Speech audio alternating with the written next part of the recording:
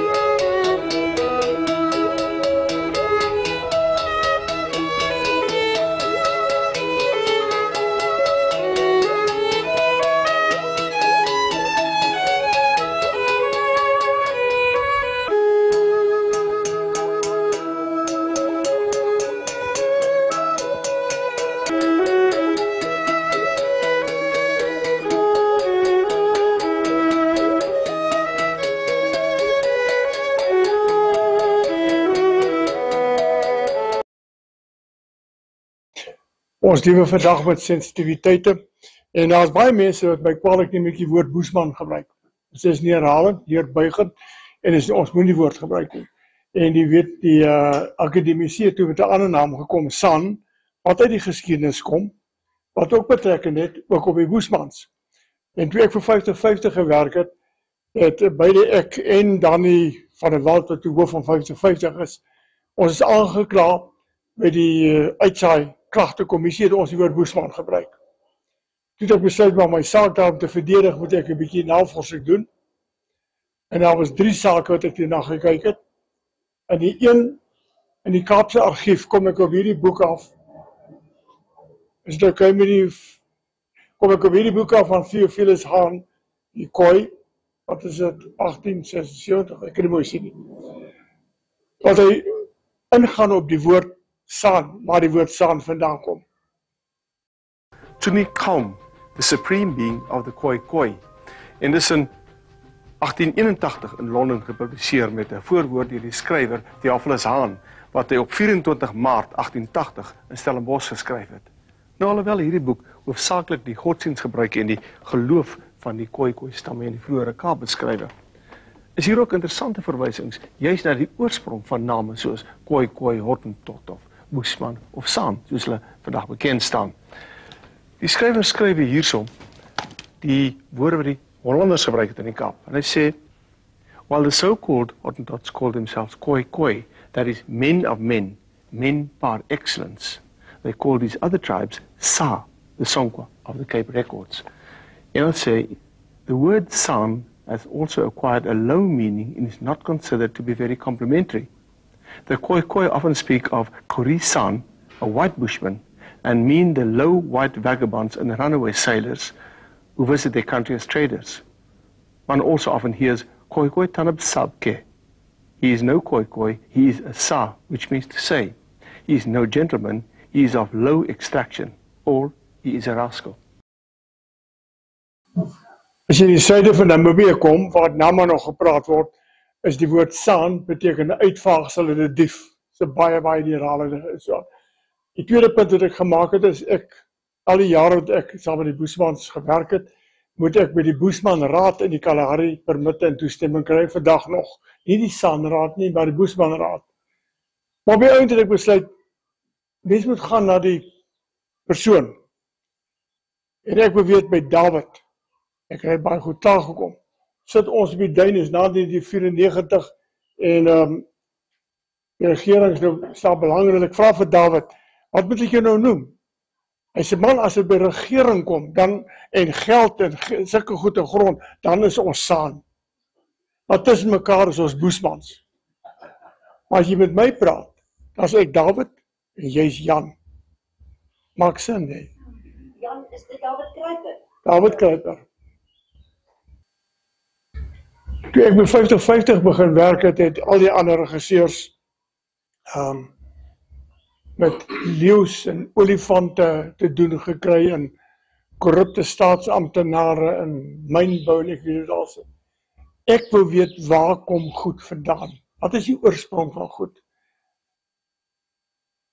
En so het ek begin belangstel in paleontologie en argeologie en antropologie.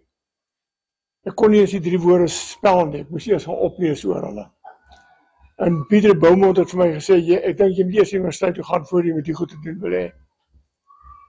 Maar in die proses, met die antropologie het ek by die Boesmans uitgekom, hoofsaaklik as gevolg van die gene pad, wat geloop word na die Boesmans. En so het ek te doen gekry met hulle, wat hulle oorsprong is. En ek te wonder, wat is hulle kosmologie, en hulle denke. En dit my laat begin belangstel in hulle. So, ek het toe, wat wil ek sê, van hulle ontmoet daar, in die Kalahari, regop staan Kruiper, die patriarg, hy is al oud en sieklik gewees, en sy seun Dawid Kruiper, wat hom daar lei, sy graan wat die musiekmaker was, briljant op die mondboog, en dan maar op, die voordanser, kyk as hy betransdans, ek gaan tot ek dans, moet ek net my papiere terugkry asseblief. En van die ander is zo'n, maar het interessante vir my was, Abiel, die jagter, ek het saam met hulle gaan springbokke jag. En natuurlijk die vrou is oulet, net en so, doppies. Hy het in die Stedeberge begin om hierdie Boesman skets 'n bietjie op te knap, hy sê hulle is dof. Antropoloog het omtrent 'n oorval gekry.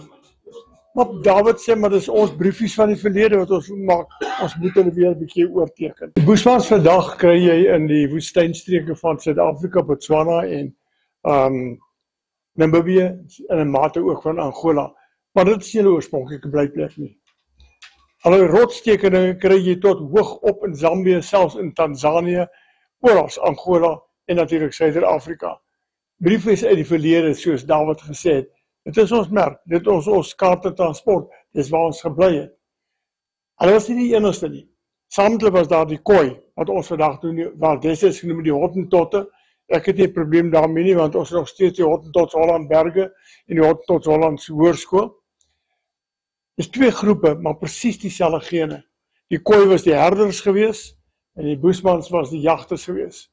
En die konflik was intens, want die Khoi het hulle weivelde beskerm, en die Boesmans wil die jagvelde beskerm. So daar was al klaar konflikte gewees.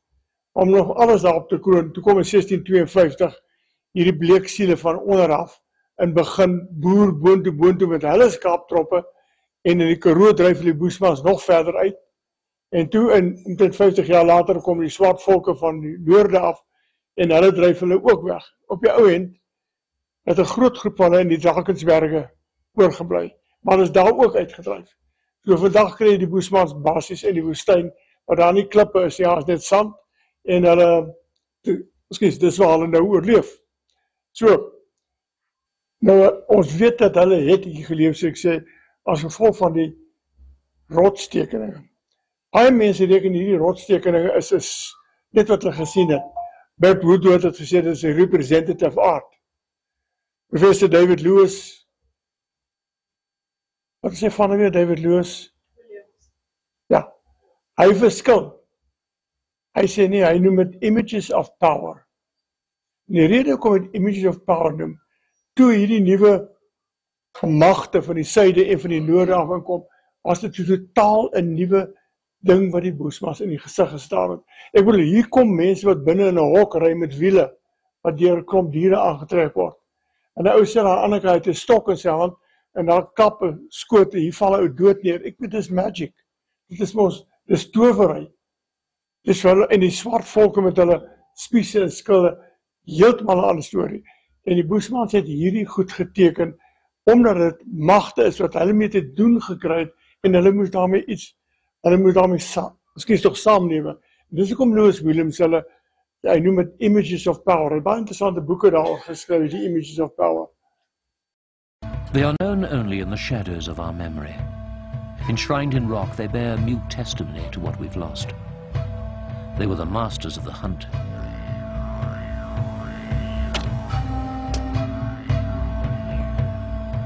Then the strange ones came.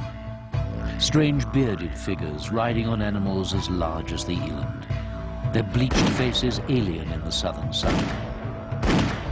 Tall black warriors swarming in from the north with their fighting spears and thrumming war dance.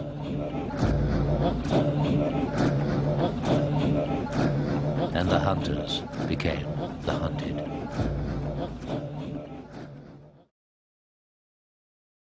Het is baie interessant om met hulle te doen gekry.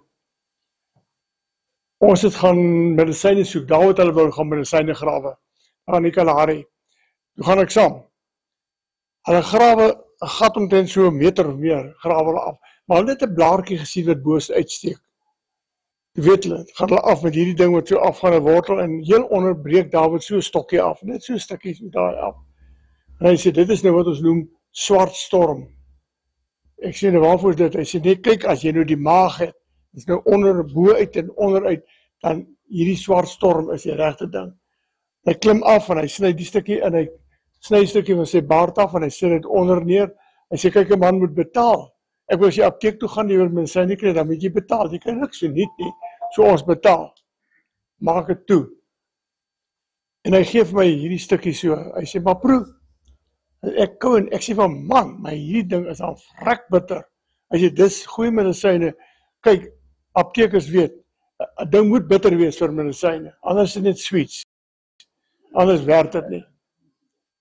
Ek sê dit Dawid nou, die swart storm, jy sê dit, hy werk die maag. Hy sê ja. Ek sê nou, maar as ek na apteek toe gaan, dan koop ek nou so 'n pil, dan weet ek, so 'n pilletjie, eenmaal op 'n dag. Hoe nou? As jy nie, ons krap hom net so met die naal so, en dan so 'n bietjie daai. Ek sê vir my, jy het my so 'n stuk laat eet. Hy sê, ja, jy sal hoor, vanaand sê jy weet wat swart storm is. Jy het 2 dae geneem om reg te kom. Hulle wou graag die see sien. Toe neem ons hulle met 2 kombies. En as November, dit is vrek warm. Hulle kan nie verstaan met die ligreëling dat hier is nou winter in die kombi. Waar kom hierdie winter vandaan? Maar die synchro kombies, as jy onthou, die ligreëling so gewerk, hy suig die lug agterop, dat hy 'n tonnel al met die dak langs so, dan spuit hy die lug daar voor weer af, so sirkuleer hy die ligreëling. Nou sit die klomp Boesmans agter in die kombi, rook lekker hulle pype, hulle daggapype. Man, maar hulle is beïndruk, maar hierdie rookie gaat so weer op, en weg. Nog magic, hy is weg. Halfpad na Appington, toe is daar een drywer sê, ek is nou so siek, ons moet stop. Toe is hy so hoog van hierdie daggap op het dag. Ons kom by die strand, hulle wil die see sien. Die strand is lekker, hy kom ver in en ver uit. Die kinders is mal oor, maar die maas is hysteries, want die see kom haal die kinders, hy wil die kinders intrek en so aan. Daar het hy die span so gekyk, hy sê vir my, jy weet Jan, die Here moet 'n wit man gewees het om so met water te kan mors. En ons het hulle na die Goue Akker geneem. Dit was 'n totale belewenis, want hulle ken nie mense in geboue en winkels en daai goed nie. Ek weet nie wie was meer verbaas, die Kaapenaars wie Boesmans nie.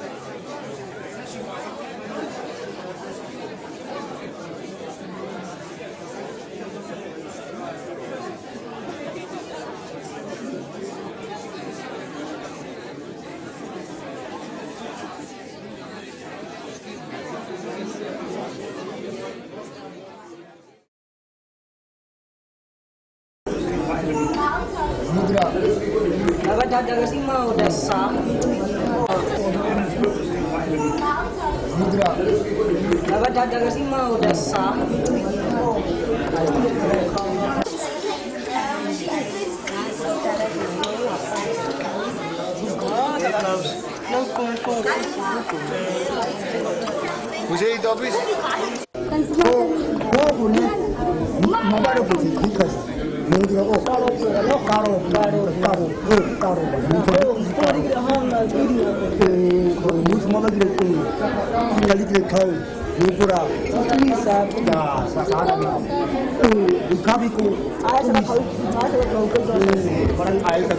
Kanspraak, julle gee nie op nie, né? Julle weet hulle is Khoisan jagters en versamelaars. Hulle voorsaate het hier in ons gehoor baie jare gelede. As soos ontwikkeling plaasgevind het hulle jagvelde minder en minder geword. Reg, David? Daar was later nie meer veld om te jag nie. En hulle moes elke keer meer noord gaan. En eintlik is daar nie nou meer veld om te jag nie. Se graan sing die lied van die groot jagter Makai. O Makai.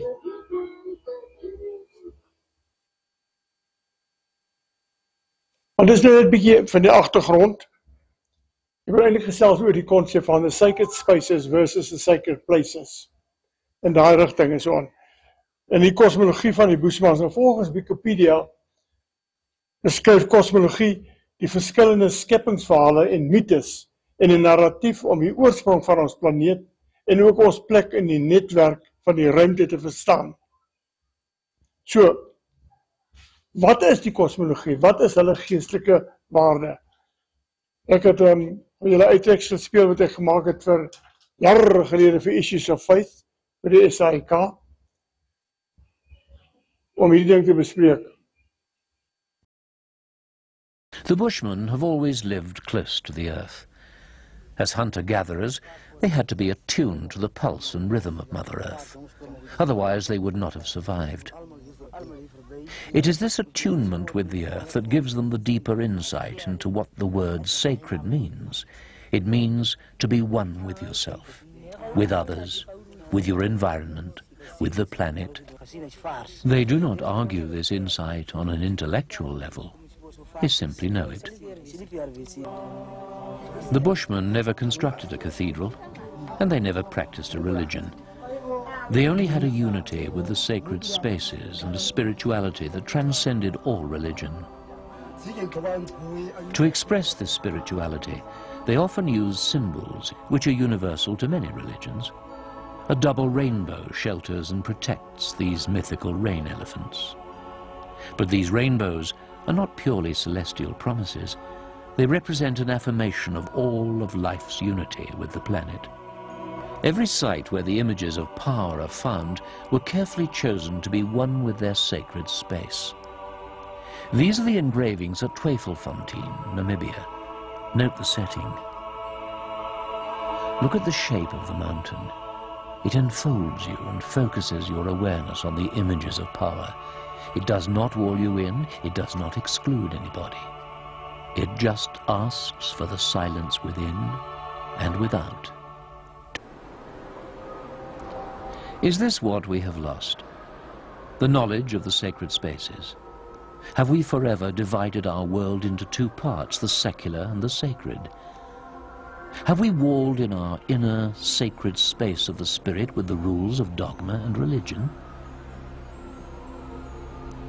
The Bushmen instinctively knew and still know that religion practiced in sacred places is not the same as being one with the spirituality found in the inner sacred spaces of each of us. Is daar nie onbegrensdheid, totale oopheid en so aan. In die wêreldse godsdienste, meeste van die godsdienste, het jy geboue, binne is dit heilig en buite kan ons maak wat ons wil. Buite is dit sekulêr. Hulle het nooit daai begrensing gehad nie. En ek sê toe ons vanoggend inry te sê ek met Jeanette, ek sit en wonder nou wat probeer mense sê oor die sacred spaces. is iets te doen met die planeet en met die natuur. Hoekom moet ons wildparke en hoekom gaan ons op wildvoetpaadjies stap en hoekom gaan ons kyk in die see en berge en so aan? Dan moet ons soek na een of ander betekenis dieper as hierdie gebou. En as dit nou klaar is, dan kom ons terug na ons hokkies toe. Al die hokkies wat ons het. Wat was daar liedjie gewees? They all build of tiki-taki and they all look just the same. Maar daar is nie betekenis in hierdie gebou nie. En ek dink dis 'n groot mate sacred spaces. Maar nou, hoe verbeeld jy sacred spaces? By die Bushmans was dit twee goed, die transdans en die ander een was maar steeds die rotskuns. In die rotskuns kon hulle self uitleef hoe hulle voel, wat hulle dink. In die grootste rotskuns kathedraal, kan jy sê, of kunswerke, is in die Dedema Ravyn in Natal. 5,5 kilometer van rotskuns. 3,909 individuele rotskunsskilderye. Harold Parker en sy vrou het 2 jaar geneem om elke van daai skilderye af te neem en dit te publiseer in 'n boek. As jy ooit daai boek in die hande kry, is dit 'n bietjie duur, van Harold Parker, net in die Dedema Ravyn. Dit gee my 'n idee hoe hulle koppe werk. Ons kyk hier na wat Lewis Williams sê. Anthropologists and geneticists believe that the Bushmen, or San, as the Americans choose to call them, are the people closest to the point of origin of the human race. If this is so, then there must also be in their cosmogony, that is, their belief in creation, life, and the afterworld, the faint echoes of the earliest beginnings of that which is sacred to all humankind. Is it possible that by examining the cosmogony of the Bushmen, we could rediscover the root of the sacred of all mankind? It's worth a try. What then are the origins of the sacred? As an abstract expression, we find it first in art. Southern Africa has the richest treasure house of rock art anywhere in the world. For many years, it was accepted that rock art represents events and animals purely in a realistic setting. Recently, however, it was found that the paintings are not simply a photographic record of daily life in a Bushman camp. When we come to look at these paintings closely, we find elements in them that are not explicable by that explanation. For example, I can think of a painting that has men on horseback shooting with rifles at fleeing Bushmen. And then on the side of the painting, there is a shaman who has spiritual emanations from the top of his head and has the blood of trance, because they bleed from the nose when they go into trance, falling from his nose and so on. And this shows us that what happened when the white settlers arrived was that these new elements like horses and rifles were drawn into the art and became part of the art. So in the art, we often see strange figures and strange animals. A herd of eland, and above a row of hunters with white leggings and short tunics. They all seem to be carrying some kind of pack.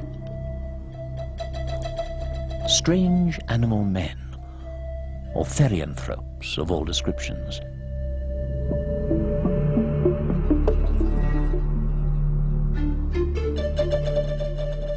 A man feeds a hippo-like creature while fishes peck at its hide. In the eland's cave painting, deep in the Drakensberg, we see the serenity of the sleeping eland. Then suddenly, from seemingly nowhere, there rise the awesome figures of 3 titans. It's as if the artist is pushing upwards in his being to attain that higher state of awareness.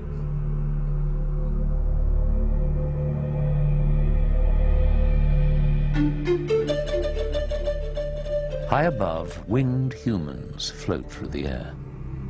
Angels? We simply don't know. Only the shaman whose trance produced the vision can tell us. An eland, bleeds from the nose. He's losing his mythical power. The blood flows to the shaman on the right. These are the images of power.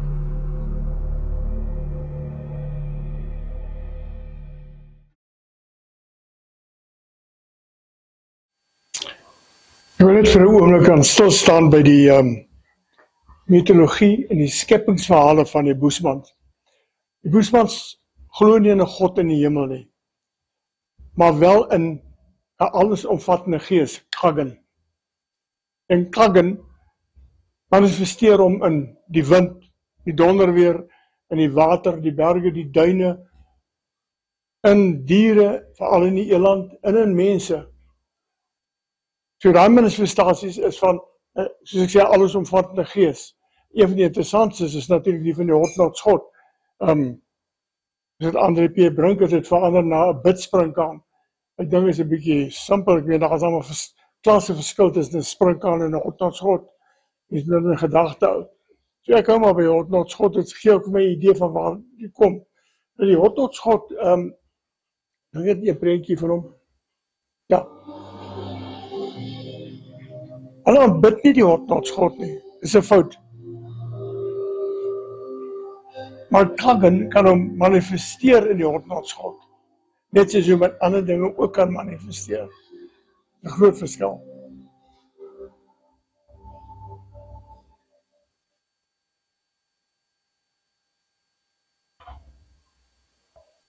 Een van die mooiste skepingsverhale vir my is die skepingsverhaal van die Boesman. Hoe dit gebeur het, en die hele sentraal daarin is die eland. Het is interessant dat die skepingsverhale wat hulle het, is uniek, maar er is ook sekere ooreenkomste met algemene godsdienste. Goed soos sondeval en verlossing is deel van daai stelsel daar.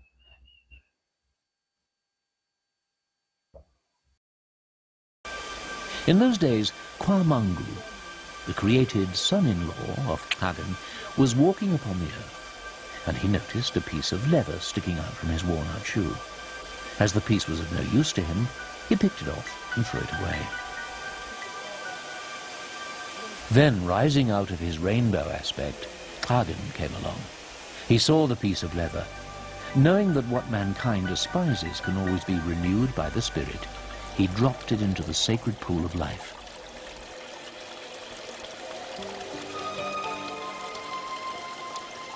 In the pool, the piece of leather grew into a beautiful eland, the most favored of all Kagan's creation. For the sacred number of 3 nights, the eland grew in the pool. When it emerged from the waters of creation, it stepped out in all its magnificence, a mighty animal, the crown of Kagan's creation. And after he had created the eland, Kagan rested and fell asleep. While Kagan was sleeping, Kwamangu and the children of man came along. They were hungry for food, and the children of man slaughtered Kagan's beloved eland. They spilled its blood. And Kagan awoke and saw what man had done. In his fury, he decided to put the eland together again. But the eland interceded for man and said that the people only did this because they were hungry. Then the gallbladder of the eland addressed Kagan. It said, "Do not pierce me, for all the hate and bitterness of mankind will overwhelm thee." But Kagan broke the gallbladder, and all the evil of mankind enveloped him. The evil was so great that Kagan was blinded by the force of it. Then Kagan picked up the feather of the bird of truth. He pulled it across his stricken eyes, and the feather of the bird of truth cleared his eyes from the evil of man. Then Kagan threw the feather up into the sky and said, "From now on you will be known as the moon. You will give light where there is darkness." Elemente van die afsterwe van die ou lewe en die opstanding in die nuwe lede in die gebed tot die nuwe maan. Riekie Kruiper het my gehelp om hierdie in te vertaal. Dan kyk ons na die plek waar hy gewys het, na die maan. ba kauda order na ko nga I chip uya chi khara koi lawi ka kha ba kauda order na ko nga ai ko kauda khai pai na kha ka chi da ka kha ba hi ko order na sa da di ka u chi kanam aisa chi da kai ung kabi asa kha u di aisa sarska I sa aisa didama u e aistisa didi naung ka sisa itkan sa asa samudi mana satka o chitka sa kaba unyo o chitka sa ai chma mi gada sida ko ok tuichi o dan kaba wa kri chi kaba unyo soos ek gesê die Khoi en die Boesmans dieselfde gene net verskillende groepe jy kry onder die Khoi het ek ook opgespoor hulle gebed tot Tweekam wat hulle groot God is nou hulle het interessant onder die Khoi het jy dieselfde drie eenheid wat jy in die Christelikheid kry. Jy Tweekam wat die opperwese God, skepper God is. En dan het jy Guanip. Guanip is 'n trickster soos Loki in die Noordse legendes. En dan het jy Guanip. Tenminste Guanip nie, dan het jy Hytje Eibib is die messiaanse profeet wat hier op aarde beweeg het. Maar ek het op hierdie een afgekom, hulle gebed aan Tweekam. Die Khoi.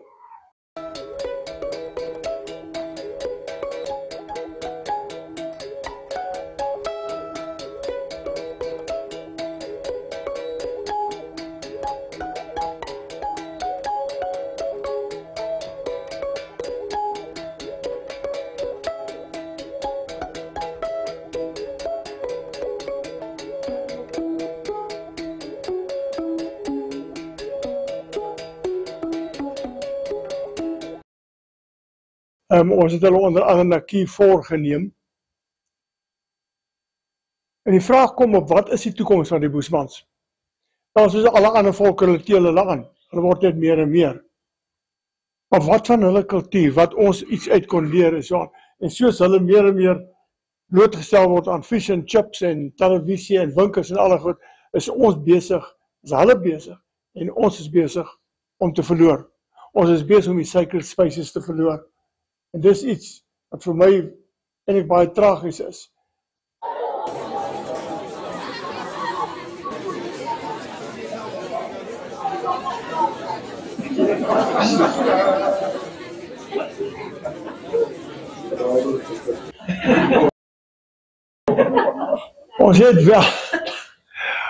Ons het wel 'n redelike rekord van hulle denke.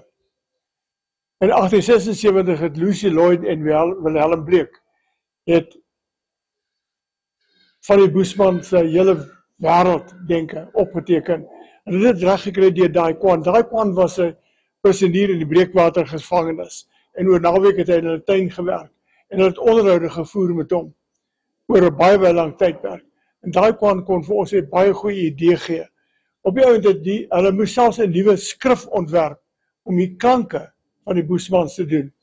En op die ou end, ek dink as ek reg onthou, het hulle saamgestel 13.000 woorde van gedigte, agtergrond, geskiedenis, verhale, gewoontes van al die Boesmans daar. As ek hier maar so geloop het, wil ek praat. Maar dit is een rekord wat ons wel het van die Boesmans. Daar is nou 'n boek, ek het hom nou vergeet, jy het gesê ek die boek saambring, het ek hom vergeet, maar daar ook 'n DVD-skyf is met die hele storie wat hulle opgeteken het in die Boesman taal, dat die mens daar aan die een kant sien wat hulle ingeskryf het, Adrida. Maar Dai Quan het ook in 1876 al besef dat sy mense en hulle kultuur is besig om uit te sterf. Hy het een van die mooiste gedigte geskryf, die gedig van die gebreekte snaar. En Likie Kruip het me weer gehelp om hom te vertaal met die oorspronklike. En Sir Graan het die wysie gespeel.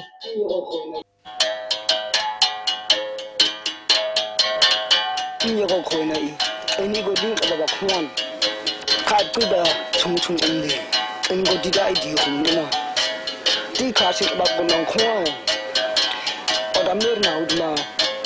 Na bangai kai. Na mir sabarit ma. Aisi ko chang kuni. Na tengah tungku. Nau tungku na. Ila kasih delamu. Kai na. Mir dan udma.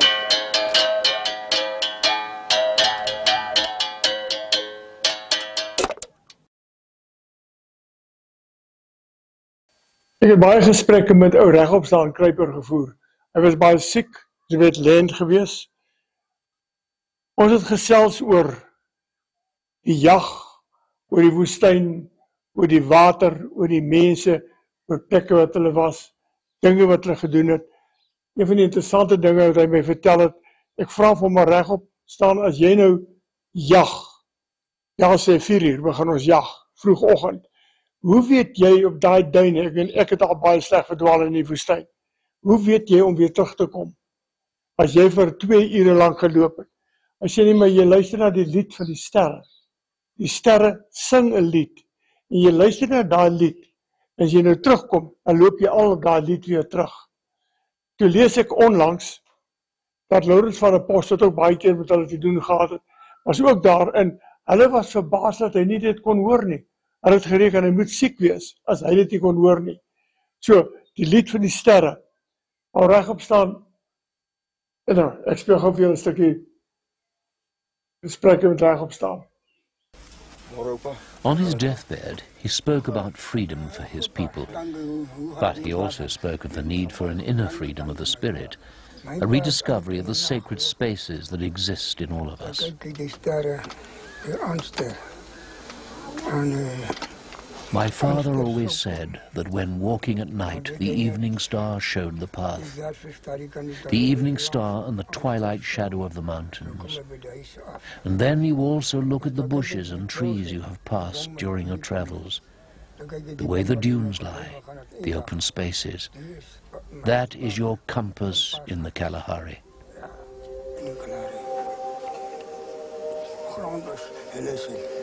The Bushmen belong to the earth. They have to live with the earth. They cannot live any other way. When the Bushmen came, they did not come to buy farms. They came to be one with the veldt. That is the way God made us all. We have to live this way. It is the only just way of living. I am a Bushman, and now that I go, there are no bad thoughts in me.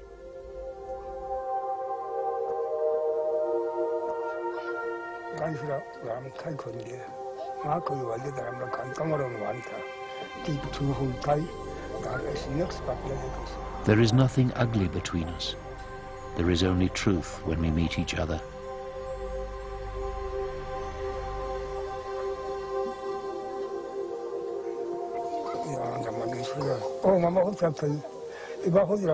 I prayed that we will see each other one more time. I thank you. Thank you as my fellow human being. We have seen each other again, my brother. Just as we have seen each other in the past, there is no deceit between us.